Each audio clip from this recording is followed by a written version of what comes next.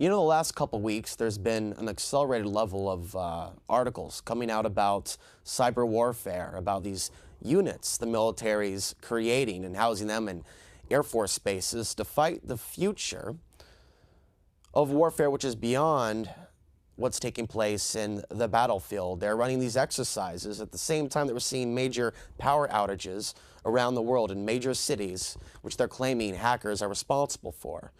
Now, the question is, how are we going to secure our own communications when this current grid of information goes down, this current database known as the Internet, which we do know now was something that was created by the government in the 60s. And we've forgotten that. We've forgotten that this platform is moving into a new world to where they can easily force us onto Internet 2. They're already announcing that thousands of our emails are being read on a regular basis, uploaded automatically to the server in the sky or some other database. It's very interesting to see how all of this progresses as we move closer and closer into a world where we can actually see parts of our Internet break down. And we're starting to ask ourselves, why is this happening? Is it really because they're running out of space? Or is it because there's a bug in the system that's designed to be there? Rather than debate about internet censorship or where the internet's going, I think the time is already past for us to seriously begin a real face-to-face discussion about alternative communications.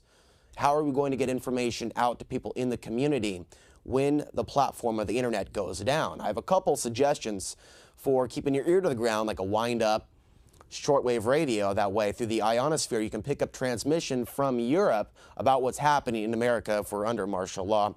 And communications have been cut off to a certain degree. The AM/FM band, the television stations, unless, of course, they're running state media reports.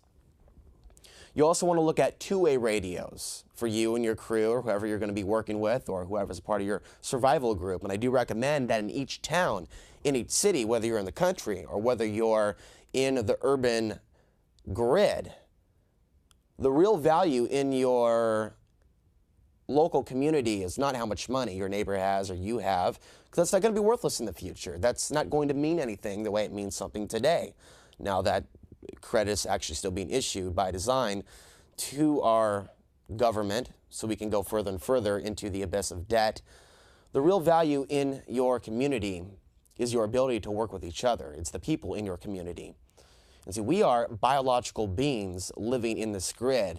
And with all this technology around us that has surpassed our own spirituality, we forget about basic relationships. How a lot of the aspects of survival aren't just about the individual preparation you may or may not already be engaged in, but your real hands-on ability to work with other people. So in terms of alternative communications, from shortwave radios to two-way radios, you can hear what emergency personnel is responding to in a crisis by getting a scanner at this time. You can get some models for less than $100. Cell phones are the very last thing that you want to rely on, but you also want to keep your eyes open to the old technology which still exists, like CB radios, and knowing a little bit about that and the terminology that goes along with using CB radios. And a lot of it still exists to this day, but we forgot about it as we have become collectively more dependent on the cell phone. The cell phone, which of course triangulates exactly where you are by GPS and sending that signal back to the server. And now we're reading about how the NSA has actually put in their hubs in telecommunication buildings, including San Francisco, where they have a whole floor that's just delegated out to the NSA. So the point of this whole bonus video on alexansary.com, by the way, I want to thank you for stopping by. It took me days and days to redesign the site. The purpose of this is that I felt that I had to get this information out, archive as much information as I can, and make it navigatable to those coming on my website, not because I'm looking for money or donations. As you can see, I don't even have any sponsors, and I hold a regular job. It's to get this information out to those that do need it, that do want it, before the grid goes down.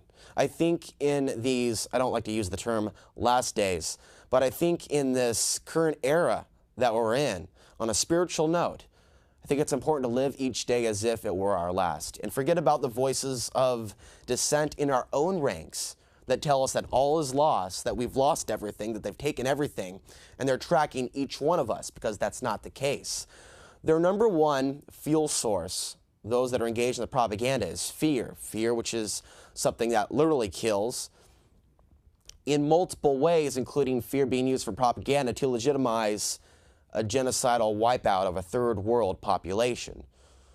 So when you go beyond fear, you go beyond these boundaries which have kept us in this metaphorical prison, not just a physical one, but a psychological one.